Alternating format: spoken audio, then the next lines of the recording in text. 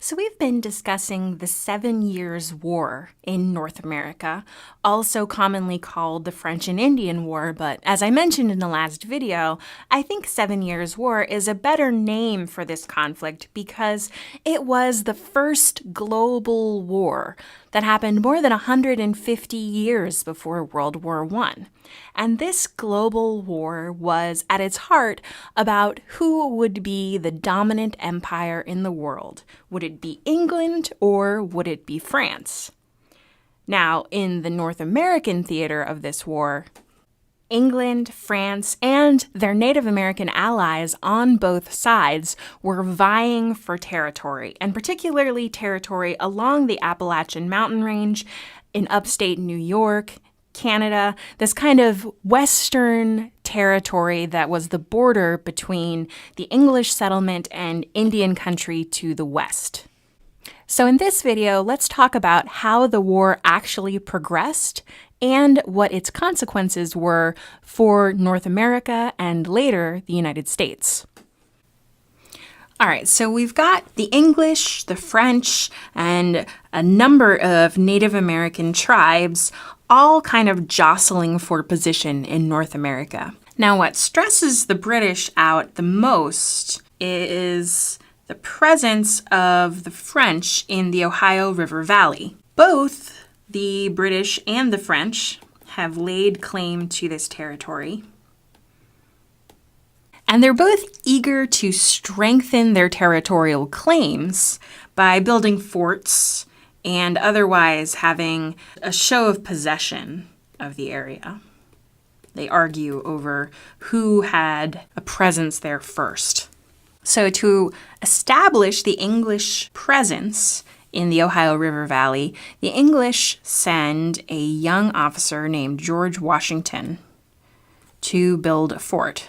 George Washington is only 22 years old at the time. And he and his men go out to this area and they run into some French with their Native American allies at Fort Duquesne, which is where the Allegheny, Monongahela, and Ohio rivers come together, which is today Pittsburgh.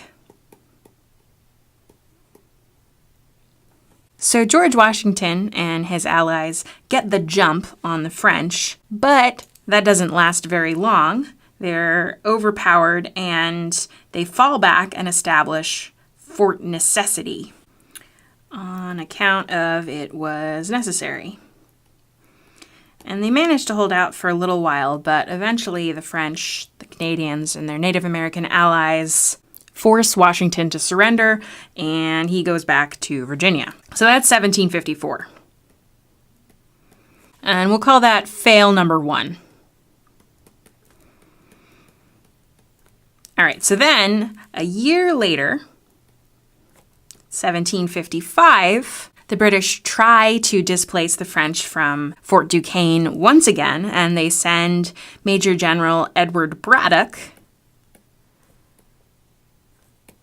with George Washington, once again, now he's 23, back to Fort Duquesne, and it's a complete disaster. This time, the French and their Indian allies get the drop on the English, and with a much smaller force, completely decimate the English troops. And Braddock is killed, and George Washington has to take command of the retreat. So that's fail number 2.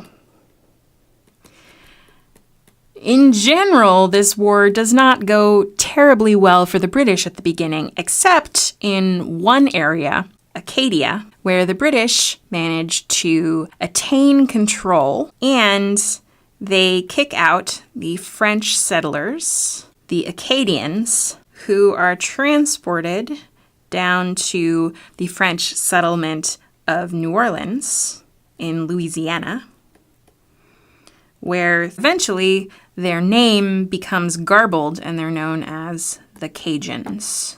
Not the Acadians, but the Cajuns. In 1756, England finally gets around to actually declaring war on France. But it's really not for another year that the war starts to actually go well in 1757.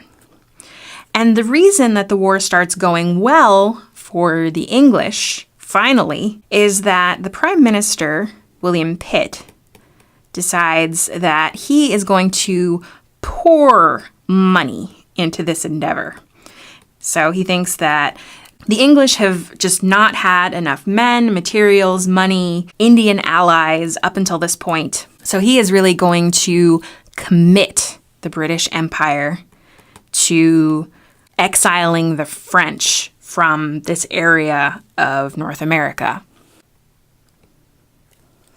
So between 1757 and 1760, things really start looking up for the British.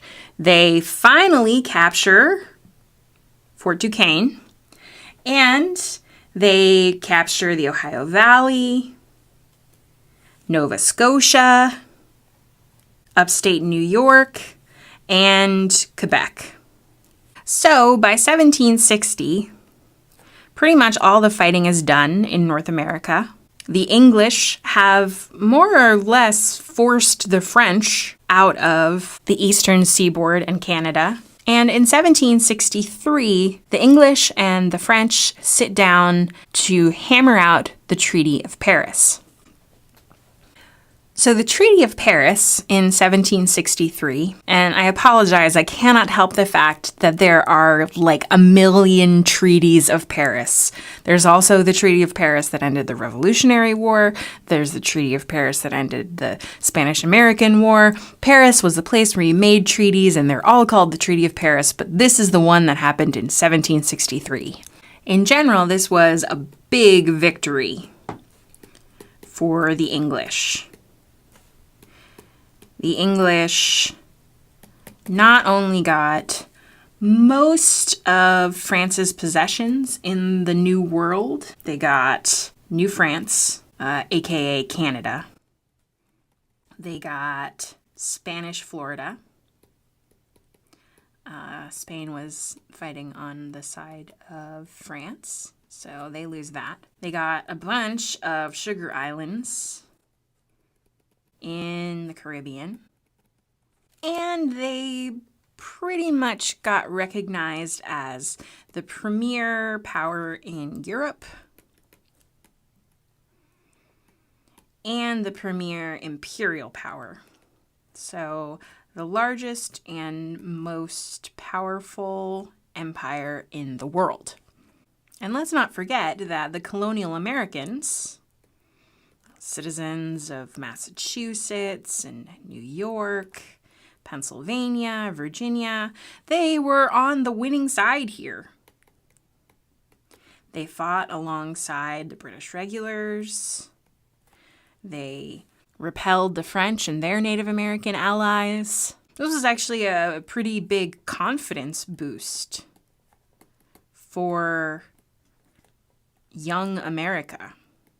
But there were some other consequences of this war.